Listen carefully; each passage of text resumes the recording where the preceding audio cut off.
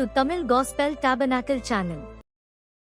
வெளிப்படுத்தல் 22:15 ஒரு பாயிண்ட் இருக்கிறது. வெளிப்படுத்தல் 22:15 நாய்களும் சூனியக்காரரும் விபச்சாரக்காரரும் கொலைபாதகரும் விக்கிரகாராதனைக்காரரும் பொய்யை விரும்பி அதன்படி செய்கிற யாவரும் புறம்பே இருப்பார்கள். பொய்யை விரும்பி அதன்படி செய்ய விரும்புகிற யாவரும் புறம்பே இருப்பார்கள். பொய் இது சகஜமாக ஜனங்களுக்குள்ள நடமாடுகிற ஒரு ஸ்பிரிட். அது என்ன பொய் ஆவின்னு சொல்றாரு?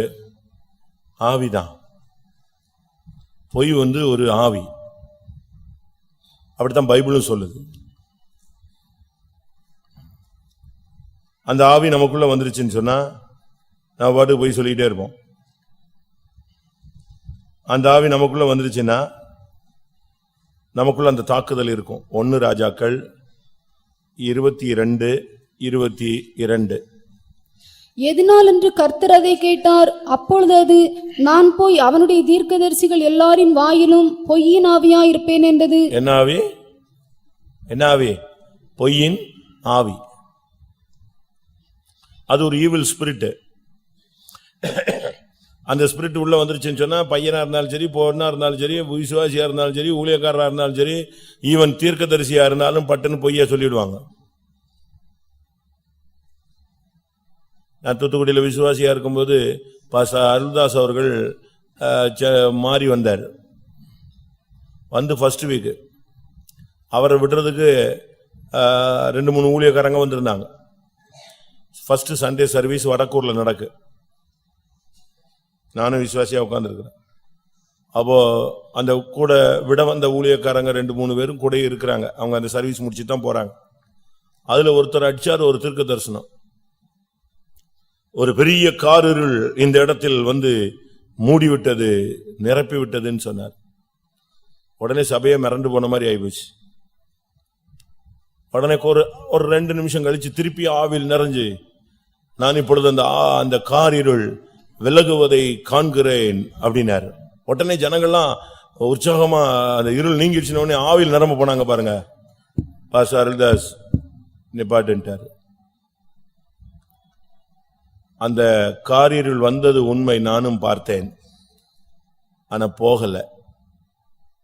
அது இருக்கு, தப்பா தீர்க்கதரிசனம் சொல்லக்கூடாது அப்படின்ட்டாரு. பட்டன் எப்படி இருக்கும்? அந்த ஜனங்கள்லாம் ஒரு மாதிரி ஆன உடனே டபால்னு தீர்க்கதரிசி என்ன பண்றாரு? ட்ரிப் பண்றாரு. ஆனா அவர் சொல்றாரு, போகல. போறதுக்கு எல்லாரும் முழங்கால் போடு, ஜெபம் பண்ணு. நான் பார்த்துட்டு தானே இருக்கேன், இருள் வந்ததையும் பார்த்துட்டு இருக்கேன், இன்னும் போகல. அதுக்குள்ள போயிட்டு எப்படி சொல்லுவ அப்படின்ட்டு.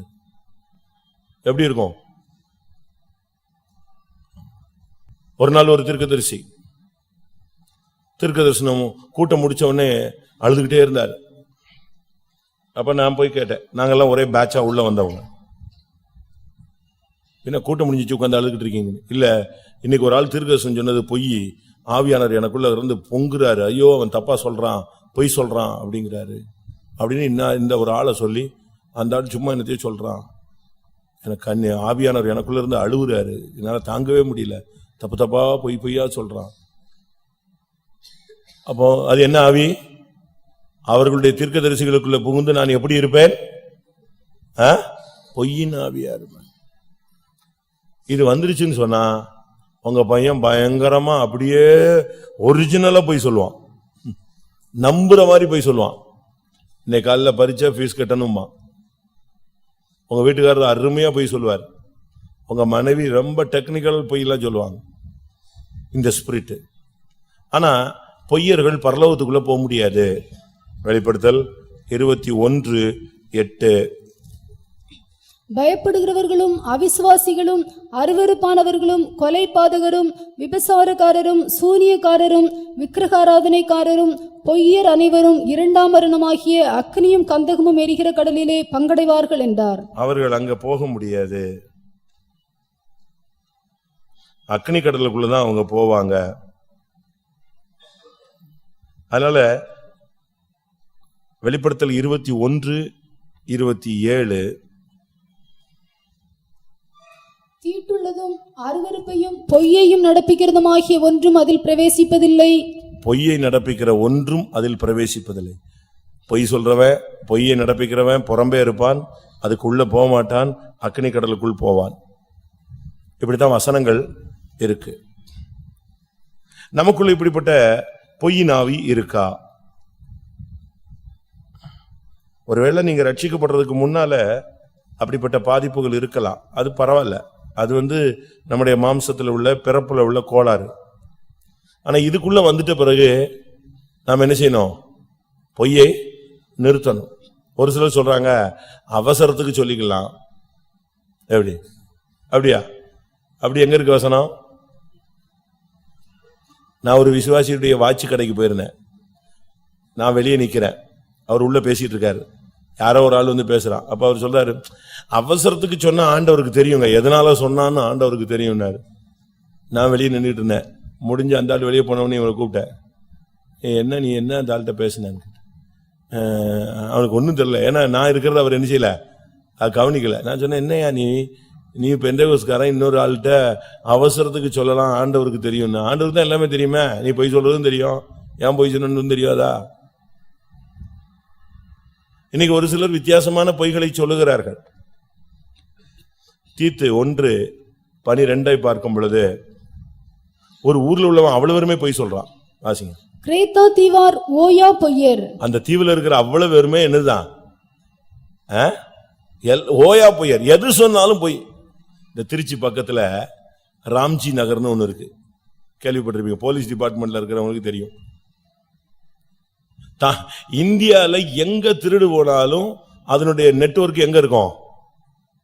லேப்டாப் அது இது அப்படி இப்படின்னா போதும், அந்த கிராமமே எப்படிதான்? திருடுறவங்க தான். அழகா பேக்கப் பண்ணி ட்ரெயின்ல டிக்கெட் போட்டு கிளம்பி போயிட்டான்னா அழகா ரிசர்வேஷன் டிக்கெட் போட்டே திரும்பி வருவாங்க. ஆனா வரும்போது எப்படி இருக்கும்? எவ்வளவு பெரிய கில்லாடினாலும் அடிச்சுட்டு வந்துருவான். போலீஸுக்கும் தெரியும், இப்படி இங்க போயிருச்சு அப்படின்னா. அப்படியா, எத்தனாம் தேதி போச்சா? ஆஹா, அந்த ஸ்டேஷன்ல அந்த ட்ரெயின்ல நான் பார்த்தேன். ரைட்டு, நீங்க இருங்க, நாங்க வாங்கிட்டு வரோம்பாங்க. அவங்க போய் எப்படியாவது நெஞ்சிருவாங்க, அதை பிடிச்சிருவாங்க. அந்த ஊரே அப்படித்தான். மனைவியும் திருடுவா, புருஷனும் திருடுவா. ஒரு இடத்துல ஒரு திருடு காலடி தடத்தை வச்சு கண்டுபிடிக்கிறதுக்கு ட்ரை பண்றாங்க. காலடி தடத்துல பாத்தீங்கன்னா இந்த விரல்ல ஒண்ணு போடுவாங்களா, என்னது நெட்டியா மெட்டியா, அது காலடி தடத்துல இருக்கு. திருநதுல யாரும் சேர்ந்து வந்திருக்கா? யாரும் சேர்ந்து வந்திருக்கா? பெண்ணும் திருடிட்டு வந்திருக்கா, திருடதுக்கு வந்திருக்கா. பயங்கரமா திருடுறாங்க. நம்ம கன்வென்ஷன்ல என்ன மாதிரி திருடுறாங்க? கன்வென்ஷன்ல அடிச்சு தூக்கிறான். அதனால பொய். கிரேத்தா தீவார் அவங்க யாரு? அவங்க ஓயா பொய்யர். பாஸ்டர்ட்ட பேசினாலும் போய் தான் சொல்லுவான், சீப் பாஸ்டர்ட்ட பேசினாலும் போய் தான் சொல்லுவான், ஊழியக்கார்ட்ட பேசினாலும் போய் தான் சொல்லுவான், விசுவாசிட்ட பேசினாலும் போய் தான் சொல்லுவான், மனைவிட்ட பேசினாலும் போய் தான் சொல்லுவான். தயவு செய்து இந்த அனுபவத்திலிருந்து நம்ம விடுதலை பெற வேண்டும். ஏனென்றா பிசாசு தான் அதனுடைய கண்ட்ரோலர்.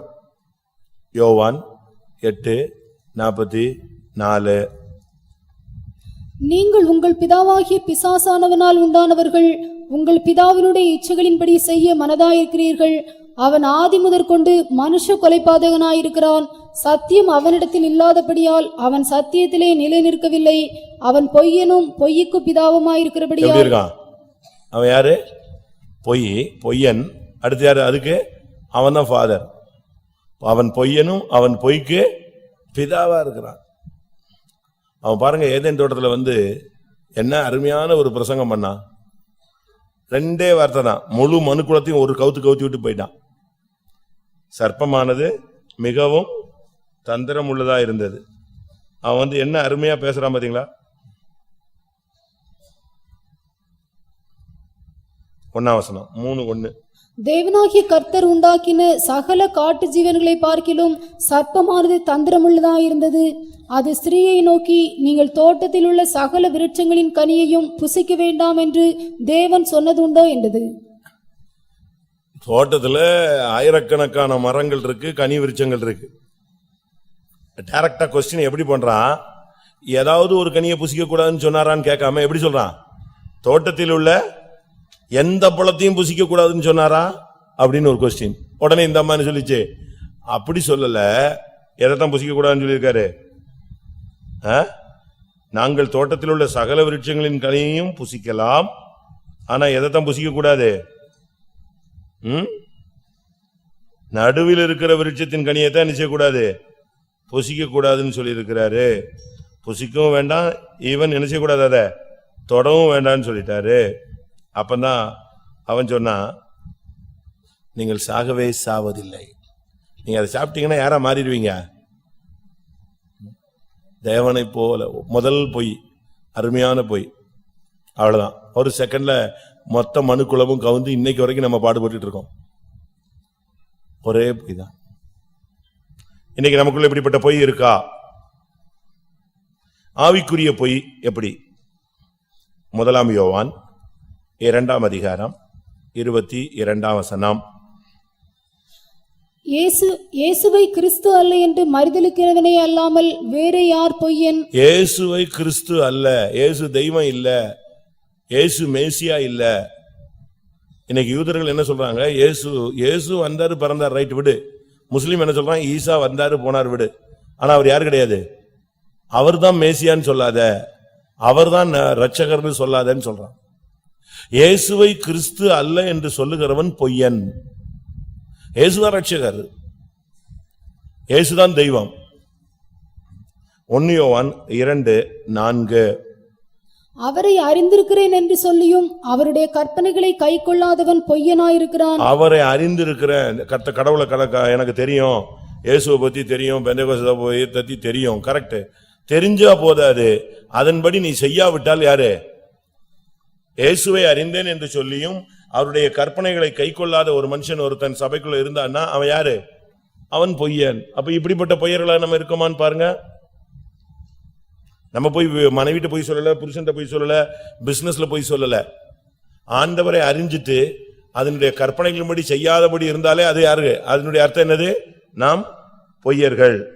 நீதிமொழிகள் 30 அதிகாரம் 6 வசனம். அவருடைய வசனங்களோடு ஒன்றையும் கூட்டாதே, கூட்டினால் அவர் உன்னை கடிந்து கொள்வார், நீ பொய்யன் ஆவாய். வசனத்தை கூட்டி குறைச்சு பார்த்த கூடாது. வசனத்தை கூட்டினாலே பொய்யன், குறைச்சாலும் பொய்யன் தான். இந்த தீர்க்கதரிசன வசனத்துல ஒன்ன மாத்தி சொன்னாலும் கூட்டினாலும் குறைச்சாலும் அவனுக்கு இதனுடைய உள்ள வாதை கூடும் குறையும், சாபம் கூடும் குறையும். அதனாலதான் வசனத்தை மாத்தி கீத்தி பிரசங்கம் பண்ணிடவே கூடாது, புரட்டிடக்கூடாது. அப்படி இருக்கு, இப்படி இருக்கு, இப்படி இருக்கு, அப்படி இருக்குன்னு நீங்க குழம்பிடாதீங்க. துருபதேசத்துக்கு சான்ஸே கொடுத்துடாதீங்க. சரி, அடுத்ததாக சமாதானமே வீட்டுல இருக்காது. எப்படி இருக்கீங்க? நாங்க நல்லா இருக்கோம். அது பேர் என்னது சொல்லுங்க? நான் ஒரு ஆள்கிட்ட கேட்கிறேன், உனக்கு ஏதாவது பிரச்சனையா? ஒண்ணுமே இல்லை. இல்ல சும்மா சொல்லு, மனசுல யாருக்காவது வருத்தம் இருக்கா? ஒண்ணுமே கிடையாது, எல்லாத்தையும் நல்லா இருக்க, நல்லா இருக்கேன். எப்படி? உண்மையை பேசுப்பா. ஒண்ணுமே இல்லை, ஒண்ணுமே இல்லை, ஒண்ணுமே இல்லை.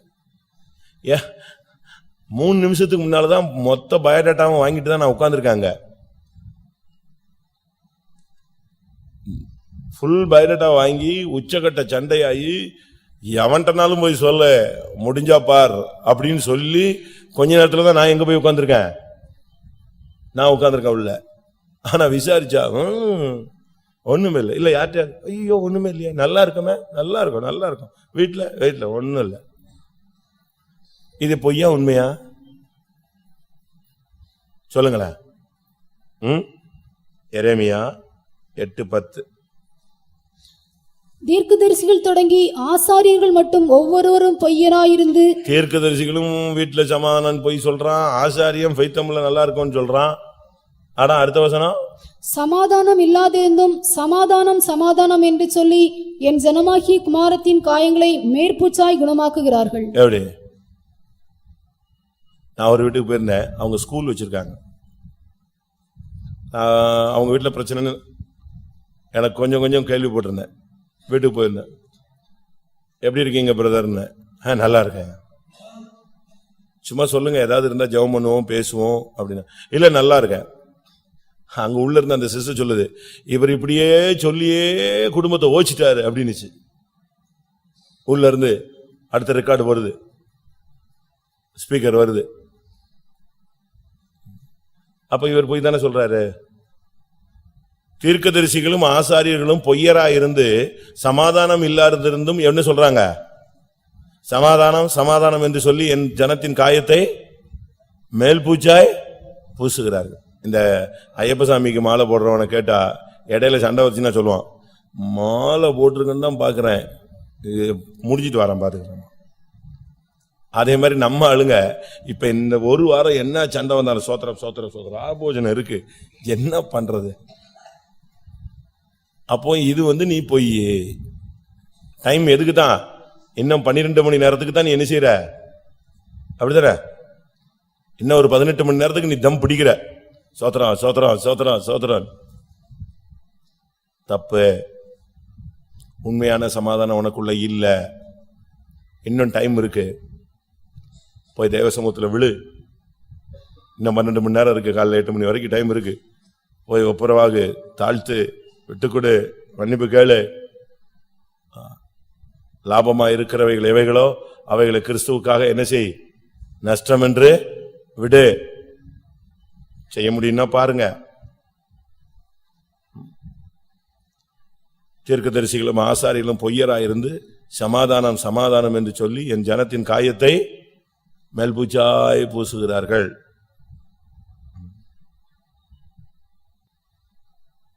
நியாயாதிபதிகள்ல 16ஆம் அதிகாரத்துல சிம்சோன்ட்ட அந்த பெண் சொன்னா, நீ திரும்ப திரும்ப என்கிட்ட பொய் சொல்லிக்கிட்டே இருக்க, உன் உண்மையான பலம் எதுல இருக்குன்னு நீ சொல்ல மாட்டேங்கிற, அதுல இருக்கு இதுல இருக்கு, இப்படியே நீ என்கிட்ட பொய் சொல்லிக்கிட்டே இருக்க.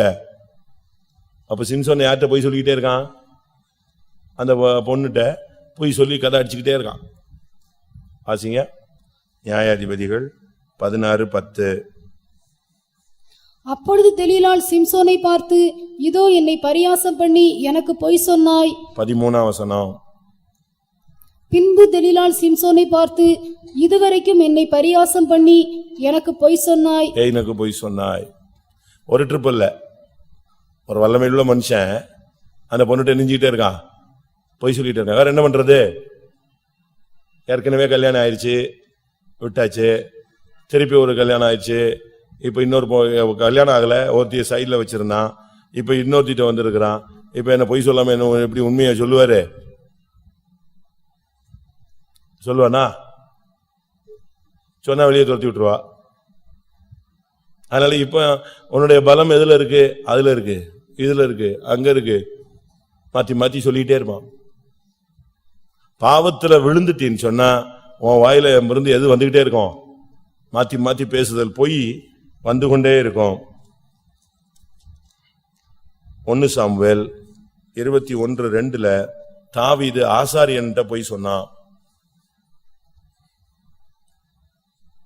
பொய் சொன்னான் இருக்காது, நீங்க வாசிங்க, நான் சொல்றேன். 21:2. தாவீது ஆசாரியனாகிய அகிமெலேக்கை பார்த்து, ராஜா எனக்கு ஒரு காரியத்தை கட்டளையிட்டு. அதுக்கு முந்தின வசனம் வாசிச்சாதான் புரியும். தாவீது நோபில் இருக்கிற ஆசாரியனாகிய அகிமெலேக்கினிடத்தில் போனான். அகிமெலேக்கு நடுக்கத்தோடே தாவீதுக்கு எதிர்கொண்டு போய், ஒருவரும் உம்மோடே கூட வராமல் நீர் ஒண்டியாய் வருகிறது என்ன என்று அவனை கேட்டான். தாவீது ஆசாரியனாகிய அகிமெலேக்கை பார்த்து, ராஜா எனக்கு ஒரு காரியத்தை கட்டளையிட்டு, நான் உன்னை அனுப்பின காரியமும் உனக்கு கட்டளையிட்டதும் இன்னதென்று ஒருவரும் அறியாதிருக்க வேண்டும் என்று என்னோடே சொன்னார். இன்ன இடத்திற்கு வர வேண்டும் என்று சேவகருக்கு சொல்லி இருக்கிறேன். இதெல்லாம் பொய்யா உண்மையா? நமக்கு வந்தாச்சு, நீ என்னப்பா ஒண்டியா வந்திருக்கிற அப்படின்னா அதுக்கு அவன் சொல்றான், இல்ல ராஜா என்னை அப்படி அனுப்பினாரு இப்படி அனுப்பினாரு, நீ தனியா, நீ யாருக்கும் தெரியக்கூடாது, ஆளுங்கெல்லாம் அங்க வெயிட் பண்ணுவாங்க, நான் அங்க வந்துருவாங்க, நான் அங்க போயிடுவேன். யார்கிட்ட போய் சொல்ற? உன் பிரச்சனை உனக்கு இருக்கு, என்கிட்ட போய் சொல்லிட்டு உனக்கு என்ன லாபம் கிடைக்க போகுது? உலகரண்ட போய் சொல்லி என்ன கிடைக்க போகுது? தமிழ்ல சொல்லுவான், வைத்தியன்ட்ட பொய் சொல்லாதன்னு. யார்கிட்ட பொய் சொல்லக்கூடாது? வைத்தியன்ட்டையும் பொய் சொல்லக்கூடாது, வக்கீல்ட்டையும் பொய் சொல்லக்கூடாதுமா. உன் பிரச்சனை நீ அங்க சொன்னாதான் அவன் என்ன செய்வான், கரெக்டா வாதாடுவான். அதே மாதிரி வைத்தியன்ட்ட போய் என்னப்பா உனக்கு வயிற்று வலியா? யார் சொன்னது எனக்கு வயிற்று வலி? சும்மா லேசா அப்படி லைட்டா தலைவலினா அவன் தலைவலிக்கு ஒண்ணு கொடுத்து அனுப்பி விடுவான். நீ வயிற்று வலியோட வீட்டுக்கு போயிட்டே இருக்க வேண்டியதான். இல்லாத தலைவலியும் வந்துக்கும் புதுசா ஒண்ணு போட்டு. அப்படித்தானே? நல்லா கவனிச்சுக்கணும். நீங்க ஆசாரியன்ட்ட போய் பொய் சொல்லிட்டு நீ போனீங்கன்னா உனக்கு என்ன லாபம் சொல்லுங்க? இதே மாதிரி ஒரு பாஸ்டர்ட்ட ஒருத்தர் புதிய ஏற்பாட்டில் போய் சொன்னார். அப்போஸ்தலர் 5:3. பேதுரு அவனை நோக்கி, அனனியாவே, நிலத்தின் கிரயத்தில் ஒரு பங்கை வஞ்சித்து வைத்து பரிசுத்த ஆவியினிடத்தில் பொய் சொல்லும்படி சாத்தான் உன் இருதயத்தை நிரப்பினதென்ன? பொய் சொல்லும் போது யார் இருதயத்தை நிரப்புறா? சாத்தான் நிரப்புறான். பொய் நீ மனுஷன்ட்ட சொல்லல, யார்கிட்ட சொன்ன? பரிசுத்த ஆவியிடம் பொய் சொல்ல. மறுபடியும் அந்த வசனம் தெளிவா வாசிங்க. பேதுரு அவனை நோக்கி, அனனியாவே, நிலத்தின் கிரயத்தில் ஒரு பங்கை வஞ்சித்து வைத்து பரிசுத்த ஆவியினிடத்தில் பொய் சொல்லும்படி. யார்கிட்ட பொய் சொல்ற நீ? பேதுருவிட்ட அல்ல.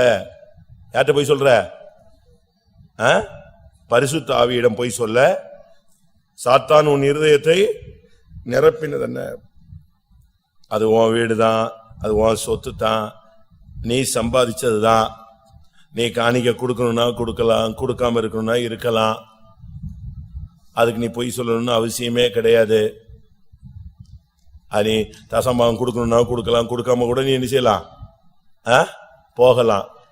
நம்ம சந்தா மாதிரி நோட்டு போட்டு இந்த பிரதர் கொடுத்தார், இந்த பிரதர் கொடுத்தார், இந்த பிரதர் கொடுத்தாருன்னா ஒன்னு என்ன செய்யறது இல்ல, டிக் பண்றதே கிடையாது. அந்த ஸ்கீமே நம்ம சபையில கிடையாது. உனக்கும் ஆண்டவருக்கும் உள்ளது. அவன் கேட்கிறான், நிலத்தின் கரையத்தை இவ்வளவுக்குத்தான் வித்தீர்களா? ஆமையா, இவ்வளவுக்கு வித்தோம், இவ்வளவு நாங்க வீட்டுல வச்சிருக்கோம். முடிஞ்சு போச்சு. சாப்டர் என்னது? க்ளோஸ். இல்ல, ஆமா இவ்வளவு தான் வித்தோம். சாவு வந்துருச்சா? சரி, இவன் தான் போய் சொல்லிவிட்டான். அந்த சகோதரிக்கு எங்க போச்சு புத்தி? அப்படி இல்லை, அது ஜாடிக்கேத்த மூடியது. அவன் என்ன அடிச்சாலும் ஜாலரா அடிச்சுக்கிட்டே இருக்கும். அவன் முதல்ல 2 பேருமே பேசிட்டாங்க. இந்த பாரு, மாத்திக்கிட்டு சொல்லிவிடாத, நான் ஒன்னு சொல்ல நீ ஒன்னு சொல்ல, பிரச்சனை பண்ணி தொலைஞ்சிடாத. போன வாரம் என் ரூம்ல இப்படி ஆச்சு. நான் படக்குன்னு கேட்டுவிட்டேன் இந்த சகோதரன்ட்ட, எவ்வளவு சம்பளம்? உடனே ஒய்ஃப் இப்படி உஷாராயிட்டா. உடனே அவன் சொன்னான், அவன் நான் கேட்டேன் இல்லையா, அது 1,70,000 ரூபாய் சம்பளம். ஏங்க 10,000 ரூபாய் தசம் கொடுக்க சொன்னீங்க. இந்த பாருங்க, இந்த மனுஷன் நீ தான் போய் உண்மையே பேசுறான், உங்க முன்னாலதான் சொல்றான். ஐயோ, அவன் பப்பாங்கிறான். என்ன பண்றது? சரி, இதாவது பரவாயில்ல, அந்த சகோதரி சாவகம் இருக்கிறதுக்கு உண்மையாவது சொல்லிவிடுச்சு. அந்த செப்பீராள் என்ன சொன்னா? சப்பீராள் என்ன சொன்னா? நிலத்தின் கிரயத்தை இவ்வளவுக்குத்தான் விற்றீர்களா? ஆமா பாஸ்டர், அவ்வளவுதான். அவன் பேதுரு இருக்கிற டென்ஷன்ல, நீ இந்த வந்துட்டான், அடக்கம் பண்ண, தூக்கிட்டு போன்னு சொல்லிட்டான். பாடி தூக்கிட்டு போ. இப்படி ஒரு 4 விசுவாசி இருந்தா போதும், ஊழியம் பொய் சொல்றது 4 பேர் தூக்கிட்டு போன்ட்டான் பாடி. நான் யோசிச்சு பார்ப்பேன், புருஷன் செத்ததை மனைவிக்கு சொல்லாமலே அடக்கம் பண்ணிட்டான். இதான் அப்போஸ்தலர் காலம். இப்ப நம்ம இல்ல, போனை போட்டு ஒரு 20 நாள் மேர்ச்சூரில் வச்சு அடக்கம் பண்றோம். அப்படித்தானே? ஃப்ரீசர்ல வச்சு அண்ணன் வருவான், தம்பி வருவான், அக்கா வருவாள்னு. அங்க அப்படிலாம் கிடையாது. செத்தான தூக்கிட்டு போன்ட்டான். போ. உடனே பேதுருவோடு இருந்த வாலிபர்கள் அவனை கொண்டு போய் அடக்கம் பண்ணி விட்டார்கள். செத்துட்டான்னு தெரிஞ்சாதான் இந்த அம்மா போய் சொல்லி உண்மை சொல்லிடும்ல. ஐயோ, நான் ஏற்கனவே சொன்னேன் இந்த ஆள்கிட்ட போய் சொல்லாதேன்னு சொன்னனே, செத்தே போயிட்டாரான்னு அழும்போது சொல்லிடுவாங்க. அதனால அடக்கம் சீக்கிரட்டா முடிஞ்சிருச்சு. இப்ப வந்த உடனே இவ செத்த உடனே பேதுரு சொன்னார், உன் புருஷனை அடக்கம் பண்ணினுடைய கால்கள் உள்ளே வருகிறது, உன்னையும் தூக்கி கொண்டு போவார்கள். எப்படி இருக்கும் ஜட்ஜ்மெண்ட்? மதுரையில பேதுரு காலம் வந்துச்சு, எத்தனை பேர் சாவீங்க உயிரோடு இருப்பீங்கன்னு தெரியல.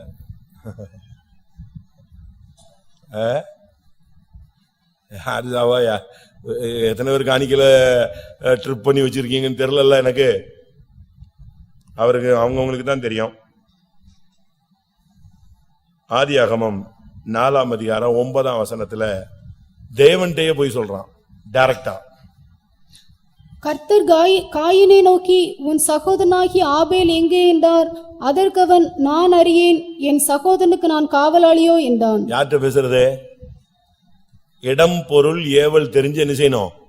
பேசணும். ஆண்டவர் கேட்கிறார், உன் சகோதரனாகிய ஆபேல் எங்கே? ஐயோ, இவருக்கு தெரிஞ்சு போச்சு போல் இருக்கு சுவாமி, நான் கொன்னுட்டேன், என்னத்தையா சொல்லி மன்னிப்பு கேட்கலாம்ல. சொல்லலாம், எனக்கு எங்க தெரியும், நான் என்ன நானா அவனுக்கு பின்னால வாட்ச்மேன் மாதிரி சுத்திக்கிட்டே வரேன், நான் என்ன காவலாளியா? அப்பதான் அவர் சொன்னாரு, அவன் ரத்தம் என்னைய கூப்பிட்டுக்கிட்டே இருக்கு, இப்படி பண்ணிட்டான் பண்ணிட்டான் பண்ணிட்டான் பண்ணிட்டான் பண்ணிட்டான்.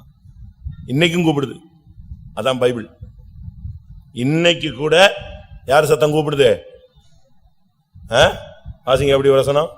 வெளிப்படுத்தல இருக்கு.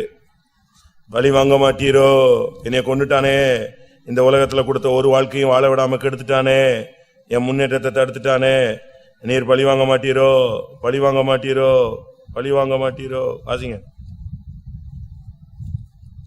இல்லையா அப்படி வசனம் இல்லையா? வெளிப்படுத்தல் ஆபேலின் ரத்தம் முதல் பலிபீடத்தில் என்ன சொல்றீங்க? 6ஆம் அதிகாரம் 10ஆம் வசனமா? அவர்கள் பரிசுத்தமும் சத்தியமும் உள்ள ஆண்டவரே, தேவரீர் பூமியின் மேல் குடியிருக்கிறவர்களிடத்தில் எங்கள் இரத்தத்தை குறித்து எதுவரைக்கும் நியாய தீர்ப்பு செய்யாமலும் பழி வாங்காமலும் இருப்பீர் என்று மகா சத்தமிட்டு கூப்பிட்டார்கள். அடுத்து எவரே இல்லையா? ஆபேலின் ரத்தம் முதல் என்ன அது எங்க இருக்கு? அந்த ரத்தம் விடாது, மரித்தும் பேசுவான், அது எபிரேயர், அது வேற. அந்த ரத்தம் கூப்பிடுறது 12:24. புது உடன்படிக்கையின் மத்தியஸ்தராகிய இயேசுவினிடத்திற்கும் ஆபேலினுடைய ரத்தம் பேசினதை பார்க்கிலும் ஆபேலுடைய ரத்தம் என்ன பேசினது? பழி வாங்கும்.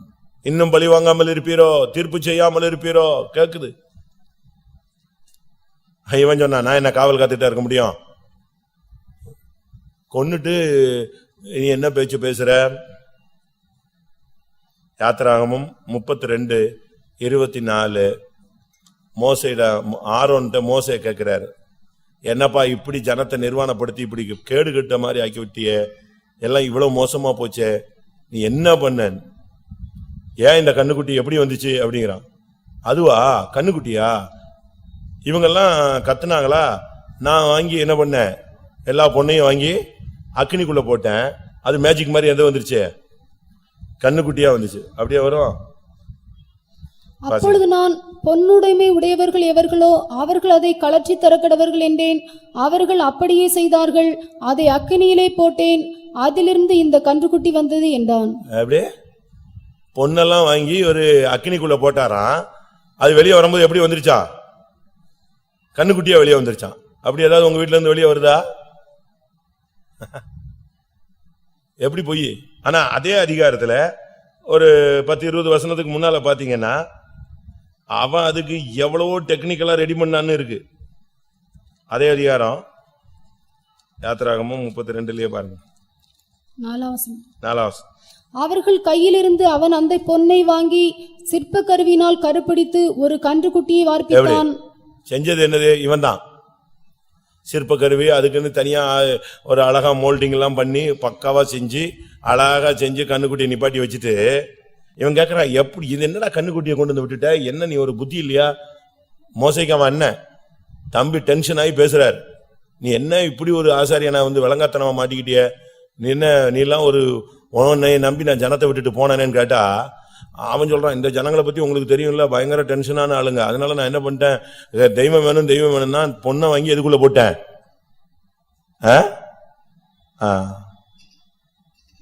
உனக்கு எப்படிடா இந்த பிரச்சனை வந்துச்சு? செல்லுல வந்துச்சு. செல்லுல எப்படி நம்பர் வந்துச்சு? அது ராங் நம்பர் வந்துச்சு. அது எப்படி வரும்? உன் நம்பர் அவன் வீட்டுக்கு போச்சு, அவன் நம்பர் உன் வீட்டுக்கு எப்படி வந்துச்சு? அட்ரஸ் எப்படி கரெக்டா வந்துச்சு? அவ போற சபை எப்படி உனக்கு தெரிஞ்சுது? அவ எங்க வேலை பார்க்கறான், அவன் எங்க வேலை பார்க்கறான்னு உனக்கு எப்படி தெரிஞ்சுது?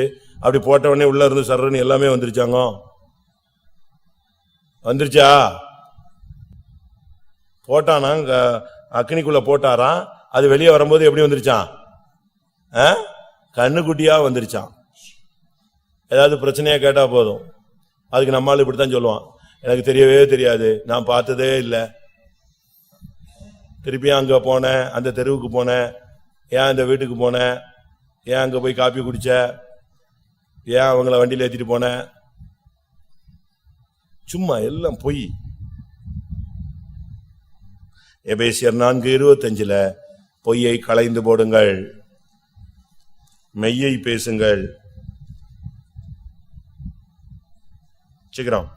அன்றியும் நாம் ஒருவருக்கொருவர் அவயங்களாயிருக்கிறபடியால் பொய்யை களைந்து அவனவன் பிறனுடனே மெய்யை பேச கடவன். பழைய ஸ்பிரிட் பொய், அதை நிப்பாட்டுங்க. பொய் பேசுறதுக்குன்னே உட்கார்ந்து பிளான் பண்றது. நான் போனா நீ இப்படி, உன்னைய கேட்டா இப்படி சொல்லு, என்னைய கேட்டா இப்படி சொல்லு. தானியேலின் புஸ்தகம் 11:27. ஒரே பந்தியில் இவர்கள் உட்கார்ந்து பொய் பேசுவார்.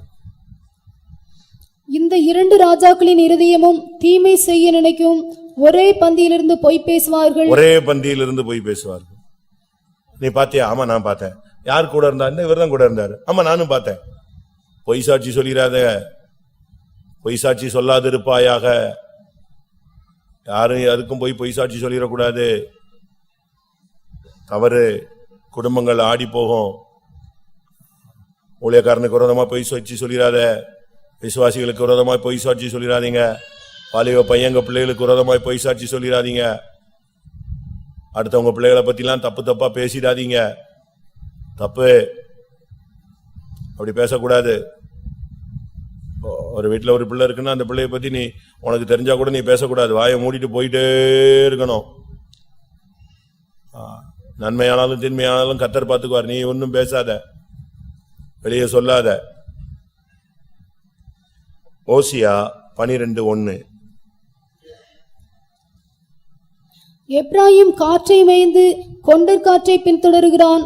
அவன் நாள்தோறும் பொய்யையும் கேட்டையும் வர்த்திக்க பண்ணி அசீரியரோட உடன்படிக்கை பண்ணுகிறான். எகிப்துக்கு எண்ணெய் கொண்டு போகிறான். நாள்தோறும் என்ன செய்யறான்? பொய்யையும் கேட்டையும் வர்த்திக்க பண்ணுகிறான். ஓசியா 11:12. எப்ராயிமர் பொய்களினாலும் இஸ்ரவேல் வம்சத்தார் வஞ்சகத்தினாலும் என்னை சூழ்ந்து கொண்டிருக்கிறார்கள். யார சூழ்ந்து இருக்கிறாங்க? ஆண்டவரையே இவங்க எதை வச்சுதான் சூழ்ந்திருக்காங்க? ஒரு சிலர் சொல்லுவாங்க இல்லையா, ஐயோ அந்த ஆளை சுத்தி எப்பவும் ஒரு பொய்கா ஒரு கூட்டம் உட்காந்து சோறு சாப்பிட்டுட்டே இருக்குமாங்க சொல்லுவாங்க, தெரியுமா? சில ஆளுங்களை பத்தி சொல்லுவாங்க, ஐயோ அந்த வீட்டுக்கு போனா அந்த ஆளை சுத்தி எப்பொழுதும் ஒரு குரூப் இருக்கும், அவங்க சொல்றதுதான் அவர் என்ன செய்வாரு, கேட்பார். அதே மாதிரி இந்த குரூப் எப்ராயிமர் என்ன செய்யறாங்க? யார சூழ்ந்து கொண்டிருக்கிறாங்க? தெய்வம் ஆண்டவரே சொல்றாரு, பொய்களினால் என்னை சூழ்ந்து கொண்டிருக்கிறார்கள். தயவு செய்து பொய்யை நிப்பாட்டுங்க, அது ஒரு ஸ்பிரிட். பொய் சொல்லி நம்முடைய ஜீவியத்தை நாம் நஷ்டப்படுத்தி விடக்கூடாது. பொய் சொன்னா நம்முடைய வாழ்க்கை நஷ்டமடையும். நீதிமொழிகள் 12:17. சத்தியவாசகன் நீதியை வெளிப்படுத்துவான், பொய் சாட்சிக்காரனோ வஞ்சகத்தை வெளிப்படுத்துவான். வஞ்சகத்தை வெளிப்படுத்தாதீங்க. நீதிமொழி 14:5. மெய்சாட்சிக்காரன் பொய் சொல்லான், பொய் சாட்சிக்காரனோ பொய்களை ஊதுகிறான். பொய்களை ஊதுகிறான்.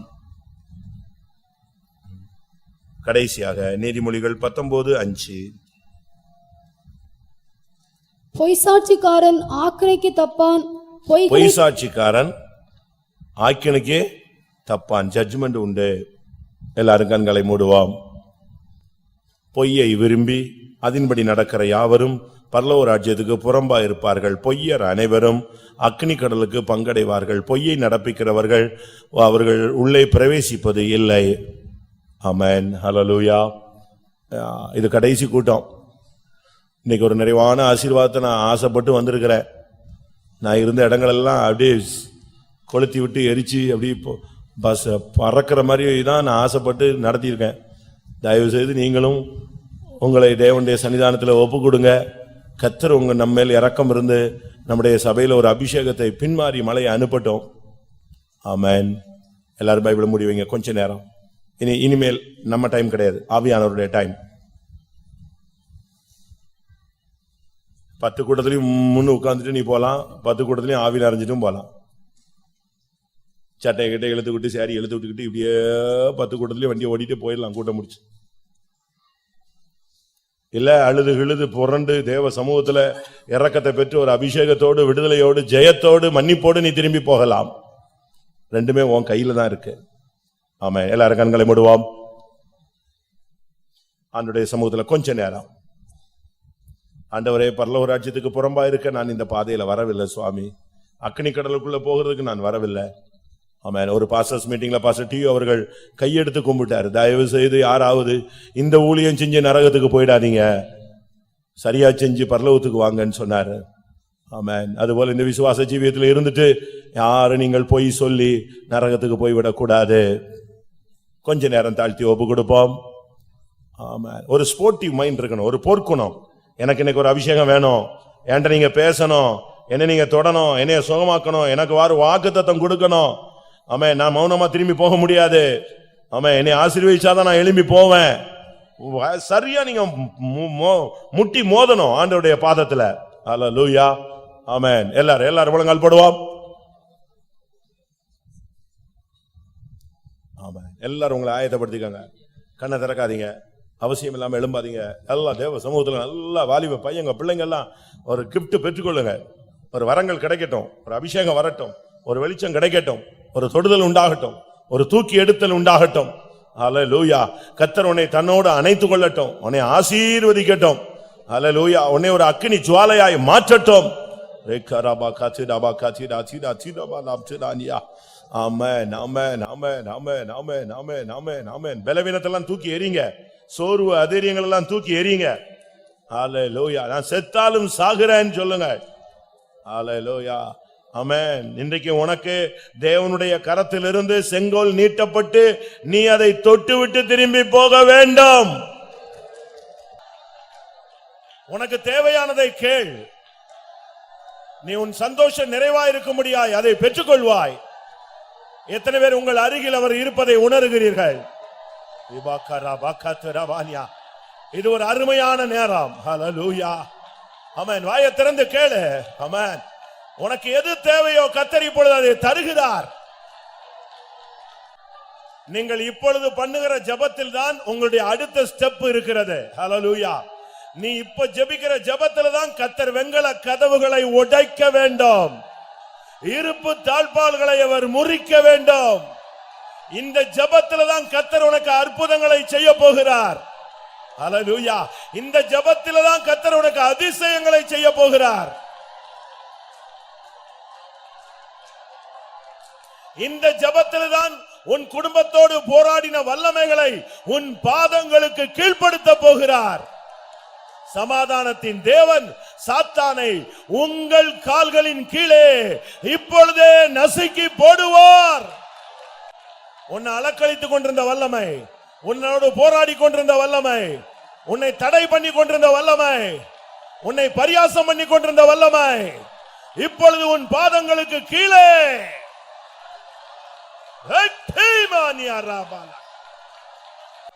ஹல்லேலூயா, ஹல்லேலூயா. ஆமென். இதுவரை உன் ஊழியத்தில், உன் குடும்பத்தில், உன் தொழிலில், உன்னுடைய பாதையில் எதெல்லாம் பெரிய பர்வதமா இருந்ததோ இப்பொழுது ஒரு அபிஷேகம் வரும். அந்த அபிஷேகத்துக்கு பின்பு அனைத்தும் சமபூமியாகும். எத்தனை பேர் விசுவாசிக்கிறீங்க? எத்தனை பேர் விசுவாசிக்கிறீர்கள்? அந்த அபிஷேகத்தோடு அந்த பெரிய பர்வதம் அப்படியே சமபூமியாய் நசரேயனாகிய இயேசுவின் நாமத்தில் மாறும். ஆமென். நான் இழந்து போனது ஒன்றல்ல, ரெண்டல்ல, எத்தனையோ மேன்மைகளை நான் இழந்திருக்கிறேன். கிருபை இழந்துட்டேன், ஜெபாவி இழந்துட்டேன், விசுவாசத்தை இழந்துட்டேன், நம்பிக்கை இழந்துட்டேன், பரிசுத்தவான்களுடைய ஐக்கியத்தை இழந்துட்டேன், விழிப்பின் ஆவியை இழந்துட்டேன், இன்னும் ஜெபிக்கிற ஆவியை இழந்துட்டேன், இன்னும் பைபிள் ரீட் பண்றது, என்ன எத்தனையோ காரியங்களை, எவ்வளவோ நன்மையான தன்மைகள் எனக்குள்ள இருந்தது, அத்தனையும் நான் இழந்து போய் ஒரு 0 பாயிண்ட்ல நின்றுட்டு இருக்கிறேன்னு எத்தனை பேர் சொல்றீங்க? தரிசனம் போய்விட்டது, அழைப்பு போய்விட்டது, நம்பிக்கை போய்விட்டது, நிச்சயம் போய்விட்டது. ஒரு நெருக்கமான ஒரு ஃபைனல் ஸ்டேஜ்ல நான் நின்னுட்டு இருக்கிறேன். வேற வழி இல்லாம நான் அறிக்கை பண்ணிட்டு ஆண்டவரை நம்பி நிக்கிறேன். அருமையானவர்களே, இதுக்கு ஒரு சொல்யூஷன் தான். அழைப்பை நஷ்டப்படுத்தி ஊழியத்தை வேண்டாம் என்று சொல்லி தெய்வனை தெரியாது என்று சொல்லி அந்த மனுஷனை நான் அறியேன் என்று சபித்தான், சத்தியம் பண்ணினான், மறுதலித்தான், மறுபடியும் ஊழியம் வேண்டாம் என்று மீன்பிடிக்க போய்விட்டான். இயேசு வந்த பொழுது வஸ்திரம் இல்லாமல் தண்ணீரில் விழுந்து விட்டான். இவன் தான் பேதுரு. இயேசு அவனை பார்த்து பேதுருவேன்னு கூப்பிடக்கூட தைரியம் இல்லாம யோனாவின் குமாரனாகிய சீமோனே என்றுதான் கூப்பிட்டார். அவ்வளவு பின்தங்கிய ஒரு நிலவரம். ஆனா இயேசு அவனிடத்துல ஒரு கேள்வி கேட்டார், மகனே நீ என்னை நேசிக்கிறாயா? அத உன்னால தைரியமா சொல்ல முடியுமா? நீ என்னை நேசிச்சினா நீ இழந்தது ஒரு பெரிய காரியம் அல்ல, அதை நான் உனக்கு தருவேன். கூட்டம் முடிய போது ஒரு 5 நிமிஷமோ 10 நிமிஷமோ ஆவியானவர் எப்படி ட்ராக்ல ஏறாரோ அப்படித்தான். ஆனா எல்லாரும் முழங்கால் போட்டு கைய உயர்த்தி, இதுவரைக்கும் நானு மனுஷனை, மனுஷிய, உலகத்தை, பணத்தை, வீட, நிலத்தை, வண்டிய, யாரையெல்லாமோ நேசிச்சு விட்டேன். அதனால நான் இழந்தது எனக்கு போதும். இன்னையில இருந்து என் ஓட்டம் முடிகிற வரைக்கும் நான் உம்மை மாத்திரம் நேசி.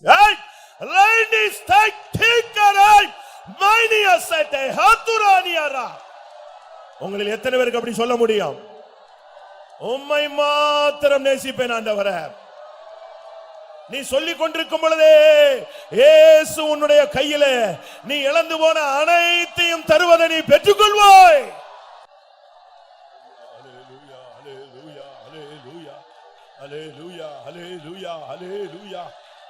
நீ வார்த்தையில சொல்லிக் கொண்டே இயேசுவே நான் உம்மை நேசிப்பேன், இயேசுவே நான் உம்மை நேசிக்கிறேன், இயேசுவே நான் உம்மை நேசிக்கிறேன்.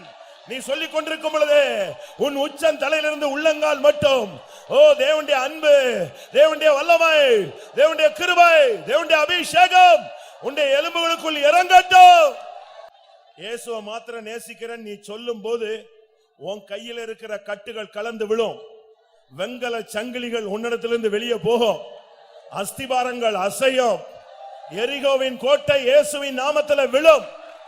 இயேசுவை நேசிக்கிறேங்கிற அந்த வார்த்தை உன் வாயிலிருந்து வர வர ஓ சாத்தானுடைய தலையில சம்மட்டி அடிக்கிறது போல அடி விழும்.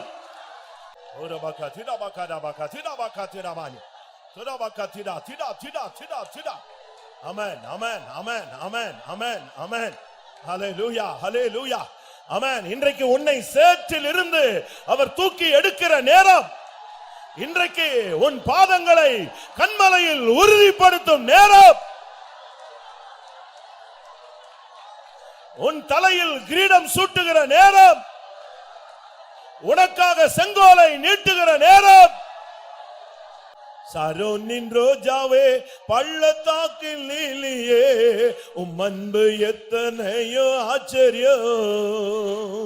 சரோனின் ரோஜாவே பள்ளத்தாக்கில் நீலியே உன் அன்பு எத்தனையோ ஆச்சரியம். உம்மை மாத்திரம் நான் நேசித்திடுவேன், அன்பே உம்மையே நான் சேவித்திடுவேன். உம்மை மாத்திரம் நான் நேசித்திடுவேன், அன்பே உம்மையே நான் சேவித்திடுவேன். சரோனின் ரோஜாவே பள்ளத்தாக்கின் நீலி உம் அன்பு எத்தனையோ ஆச்சரியம். சரோனின் ரோஜாவே பள்ளத்தாக்கின் நீலி உம் அன்பு எத்தனையோ ஆச்சரியம். உம்மை மாத்திரம் நான் நேசித்திடுவேன், அன்பே உம்மையே நான் சேவித்திடுவேன். உம்மை மாத்திரம் நான் நேசித்திடுவேன், அன்பே உம்மையே நான் சேவித்திடுவேன்.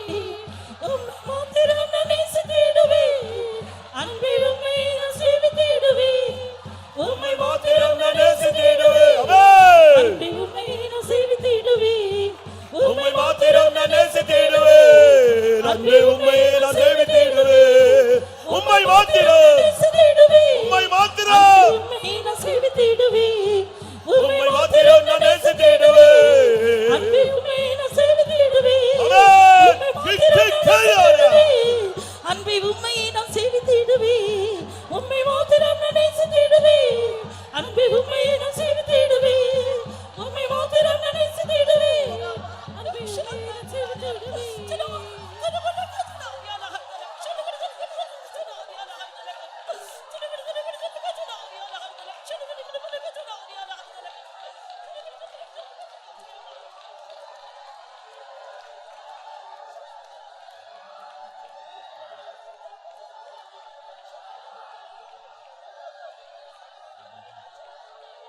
ஆமா. பேதுரு மறுதலித்த போது சாத்தான் சந்தோஷப்பட்டான். இனி இவன் தேற மாட்டான், அந்த மனுஷனே எனக்கு தெரியாதுன்ட்டான், இனி இவன் ஊழியத்துக்கு வரமாட்டான், ஊழியம் செய்ய மாட்டான், இவன் இந்த இதுல இருந்து வெளியே வர முடியாது. ஏனென்றால் மறுதலித்து போனவன் புதுப்பிக்கப்படுவது கூடாத காரியம். இவன் சாப்டர் முடிஞ்சிச்சு. 1 இல்ல 2 இல்ல 3 ட்ரிப் மறுதலிச்சிட்டான். அதே பரி பார்த்தா கொஞ்ச நேரத்துல உட்காந்து அழுதான். ஏடா இவன் மனம் திரும்பிட்டானோன்னு நினைச்சான் பிசாசு. ஆனா அடுத்த நாள் பார்த்தா மீன் பிடிக்க போயிட்டான். இன்னும் சந்தோஷம் அவனுக்கு, இனிமே இவன் தேற மாட்டான். இது போல்தான் நீ மறுதலிச்சு திருப்பி மனங்கசந்து, திருப்பி மறுதலிச்சு மனங்கசந்து பிசாசு சந்தோஷப்பட்ட நேரம். ஆனா நடந்தது என்ன? இயேசு அவனை தேடி வந்தார். இன்னைக்கு இயேசு உன்னை தேடி வந்திருக்கிறார். நீ நேசிக்கிறேன்னு ஒரு வார்த்தை சொல்லு, உன் வாழ்வு செழிக்கும். அல்லேலூயா. உன் வாழ்வு பிரகாசிக்கும். இயேசுவே உம்மை நேசிக்கிறேன்னு சொல்லு. சொல்லும் போதே ஒரு அபிஷேகம். நீ என் ஆடுகளை மேய்ப்பாயாக, நீ என் ஆட்டுக்குட்டிகளை மேய்ப்பாயாக. அல்லேலூயா, அல்லேலூயா, அல்லேலூயா, அல்லேலூயா, அல்லேலூயா. ஆமென், ஆமென், ஆமென். ஆமென். எந்த ஒரு வாலிப பையனும் பிள்ளையும் அபிஷேகம் எல்லாமே வெளியே போயிடாத, தூக்கி எரிஞ்சு தூக்கிட்டு போயிடுவான் பிசாசு. அபிஷேகத்தோடு போன உன்னைய பார்த்து தேசம் நடுங்கும். ஆமா. எந்த ஒரு பேரண்ட்ஸும் தாயோ தகப்பனோ அபிஷேகம் எல்லாமே வீட்டுக்கு போகாதீங்க. அபிஷேகத்தோடு போங்க, உங்க குடும்பம் அருமையா ரன் பண்ணலாம். எந்த ஊழியக்காரரும் அபிஷேகம் இல்லாம போகாதீங்க, ஊழியம் சோபிக்காது. அபிஷேகத்தோடு போங்க, ஊழியம் சோபிக்கும், பிரகாசிக்கும். ஹல்லேலூயா, ஹல்லேலூயா. ஆமென். கர்த்தர் உன்னை நேசித்து உன்னை தேடி வந்திருக்கிறார். ஒரு வார்த்தை சொல்லு, இயேசுவை நேசிக்கிறேன்னு சொல்லு, அது போதும். இயேசுவை நேசிக்கிறேன்னு சொல்லு, இயேசுவும் கேட்கட்டும், பக்கத்தில் நிற்கிற சாத்தான் கேட்டு ஓடட்டும். ஹல்லேலூயா, ஹல்லேலூயா, ஹல்லேலூயா. ஆமென், ஆமென், ஆமென், ஆமென், ஆமென், ஆமென். வாயை திறந்து சொல்லு, வாயை திறந்து சத்தமா சொல்லு, சாத்தான் ஓடட்டும். உம்மை மாத்திரம் நான் நேசித்திடுவேன், அன்பே உம்மையே நான் சேவித்திடுவேன். எல்லாரும் ஒரு மனமாய் சொல்லுங்க. உம்மை மாத்திரம் நான் எல்லாரும் ஒரே வார்த்தை, ஒரே வார்த்தை. அன்பே உம்மையே நான் சேவித்திடுவேன். உம்மை மாத்திரம் நான் நேசித்திடுவேன், அன்பே உம்மையே நான் சேவித்திடுவேன். உம்மை மாத்திரம் நேசித்திடுவேன், அன்பே உம்மையே நான் சேவித்திடுவேன். உம்மை மாத்திரம் நான் நேசித்திடுவேன், அன்பே நான் சேவித்திடுவேன். உம்மை மாத்திரம் நான் நேசித்திடுவேன், அன்பே உம்மையே நான் சேவித்திடுவேன். உம்மை மாத்திரம் நான் நேசித்திடுவேன், அன்பே உம்மையே நான் சேவித்திடுவேன். உம்மை மாத்திரம் நான் நேசித்திடுவேன், அன்பே உம்மையே நான் சேவித்திடுவேன்.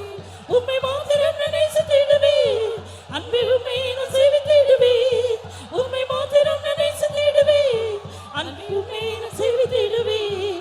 உம்மை மாத்திரம் நான் நேசித்திடுவேன், அன்பே உம்மையே நான் சேவித்திடுவேன். உம்மை மாத்திரம் நான் நேசித்திடுவேன், அன்பே உம்மையே நான் சேவித்திடுவேன்.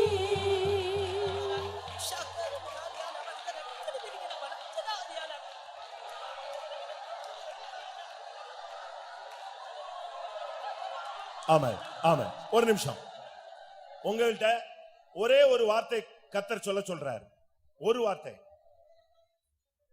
நீ இப்படிலாம் நடந்துருச்சு, ஏன் நடந்துருச்சு, இப்படி ஆயிடுச்சே, இப்படி ஆயிட்டனே, இப்படி எனக்கு அப்படி நடந்துச்சு, இப்படி நீ சொல்லிக் கொண்டிருக்கிறாய். ஒன்றை உனக்கு சொல்லுகிறார், உனக்கு நடப்பதெல்லாம் நன்மைக்கு நடக்கிறார்.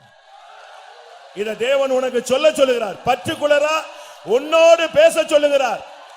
அவரிடத்தில் அன்பு கூறுகிறவர்களுக்கு சகலமும் நன்மைக்கு அதுவாய் நடக்கிறது. நீ எதை பத்தியும் பாரப்படாத. ஹல்லேலூயா. நீ தேவனுடைய கரத்தில் இருக்கிறாய். ஆமென். இந்த வார்த்தை இப்போ பரத்திலிருந்து எனக்கு தான் வந்ததுன்னு எத்தனை பேர் ஒத்துக்கொள்றீங்க? நான் ரொம்ப சோர்ந்து போயிட்டேன். எனக்கு சம்பவித்தது, என் வாழ்நாளில நடந்தது, இதெல்லாம் எனக்கு நடந்திருக்க கூடாது, இப்படி ஆயிடுச்சே நான் துக்கப்பட்டேன். இல்லை, இப்பொழுது தேவன் என்னோடு சொல்லிக் கொண்டிருக்கிறார், நன்மைக்கு ஏதுவாய் நடந்தது. அல்லேலூயா. நான் இயேசுவை மாத்திரம் நேசிப்பேன், எல்லாம் நன்மைக்கு.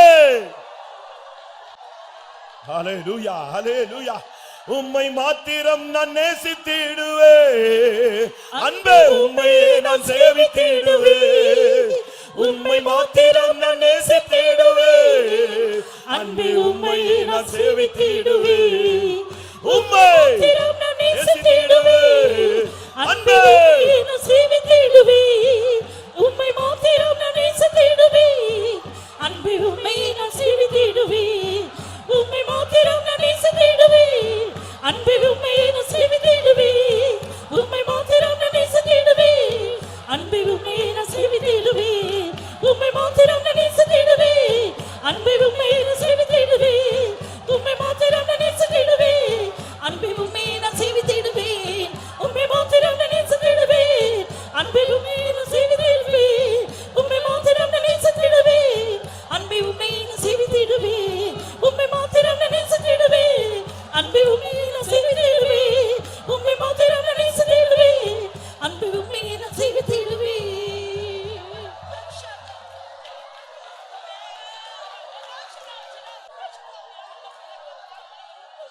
ஆமென். ஒருவேளை இதுவரை உங்களில் யாராவது அபிஷேகம் பெறாதிருந்தால், இல்லாவிட்ட ஒரு நிறைவு வராமல் இருந்தால், முழங்கால் போட்டு இந்த வார்த்தையை சொல்லி பாருங்களேன். இயேசுவே, நான் உம்மை நேசிக்கிறேன். இந்த உலகத்துல எல்லாவற்றை காட்டிலும், எல்லாரை காட்டிலும், எல்லாவற்றை பார்க்கிலும், எல்லாரை காட்டிலும், இயேசு அதுதான் கேட்டார், இவர்கள் எல்லாரிலும் நீ என்னை அதிகமாய் நேசிக்கிறாயா? நான் உன்னிடத்துல அதைத்தான் எதிர்பார்க்கிறேன்.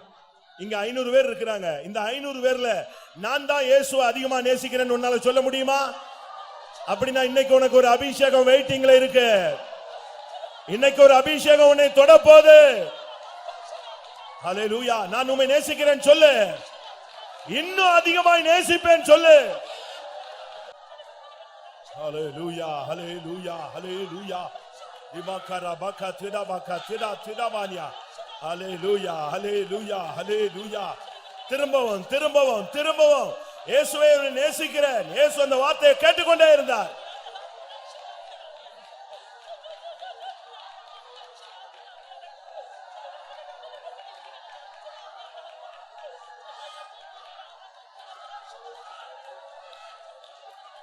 ஆமா, இதுவரைக்கும் நான் ஏதோ பேருக்கு உம்மை நேசிச்சிட்டேன், இதுவரைக்கும் ஏதோ பேருக்கு கடமைக்காக பின்பற்றிட்டேன்.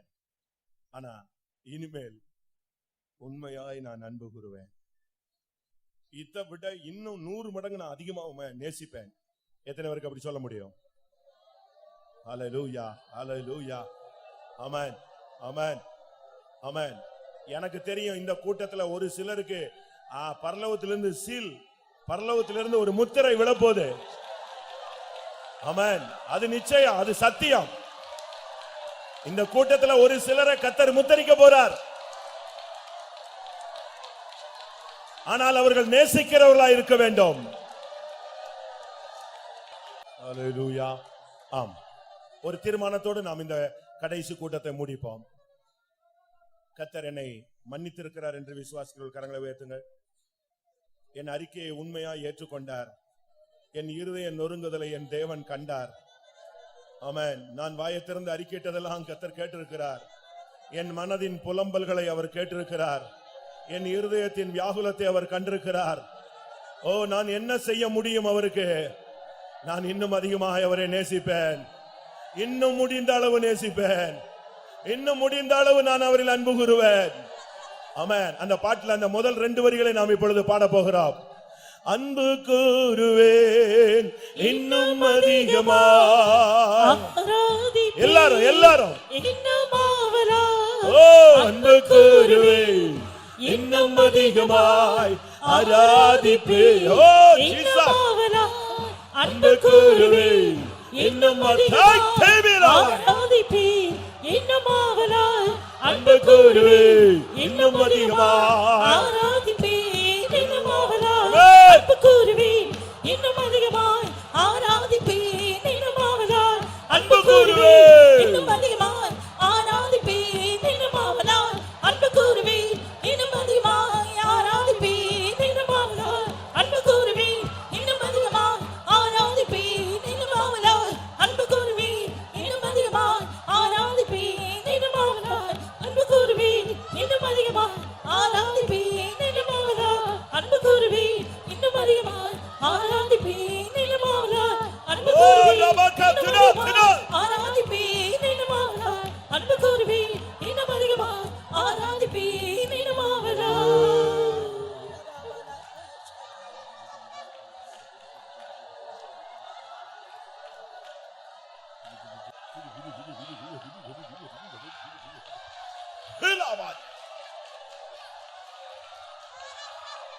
ஆம்.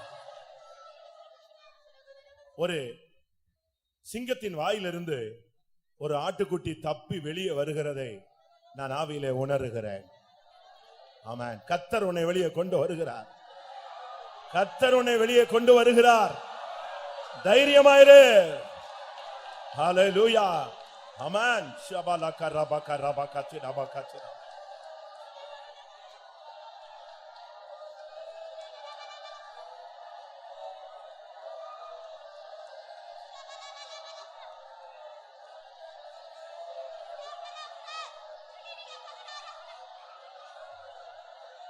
ஆம்.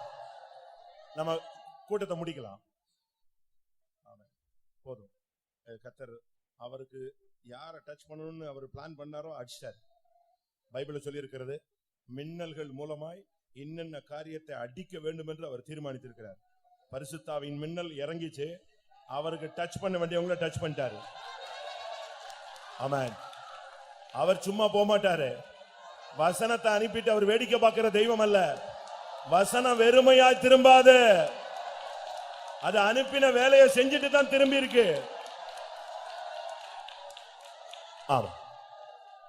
முடிக்கிறதுக்கு முன்னாக எல்லாரும் முழங்கால் போட்டு இந்த ஃபர்ஸ்ட் 2 வரியை மட்டும் பாடுவோம். நீங்க ஒரு சிலர்லாம் உங்களுக்கு ஆராதிக்க தெரியல, கர்த்தருக்குள்ள சந்தோஷப்பட தெரியல.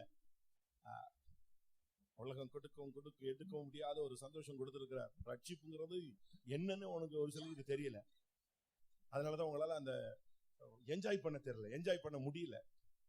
தாவீதா இருந்தா இவ்வளவு நேரத்துல டான்ஸ் ஆடி உருண்டு இருப்பான்.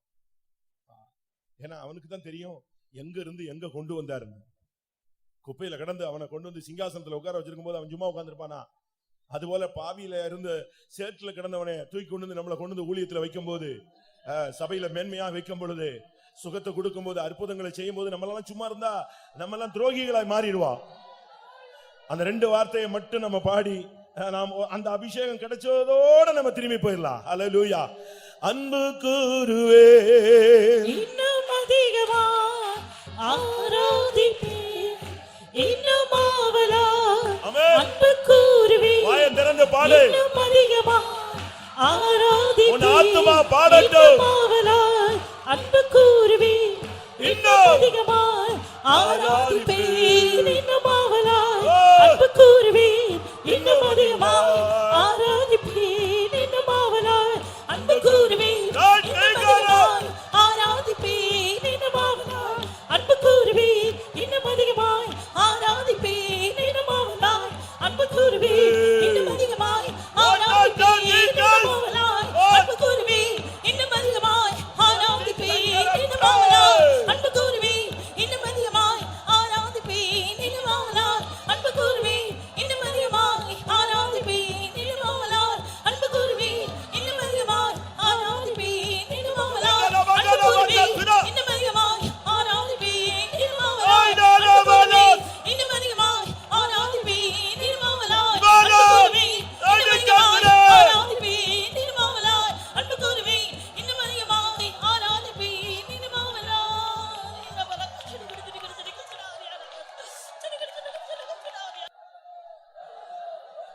எல்லா பிள்ளைகளையும் கர்த்தர் கொண்டு வந்து இரக்கம் பாராட்டி சுத்திரித்தார், மன்னித்தார், இரக்கம் செய்தார். அதற்காக ஸ்தோத்திரம் பண்ணுவோம். நம்முடைய இருதயத்துல ஒரு பெரிய விசாலமான ஒரு தன்மையை கர்த்தர் கட்டளையிட்டு இருக்கிறார். அதற்காக ஸ்தோத்திரம் பண்ணுவோம். கிருபையினால ஒரு சுத்த மனசாட்சியை அவருடைய இரத்தத்தினால் நமக்கு தந்தார். அதற்காக ஸ்தோத்திரம் பண்ணுவோம்.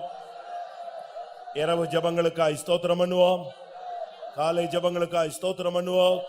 சபையை பரிசுத்தமாக்கி வருகைக்கு ஆயத்தப்படுத்த முடியாது, ஸ்தோத்திரம் பண்ணுவோம்.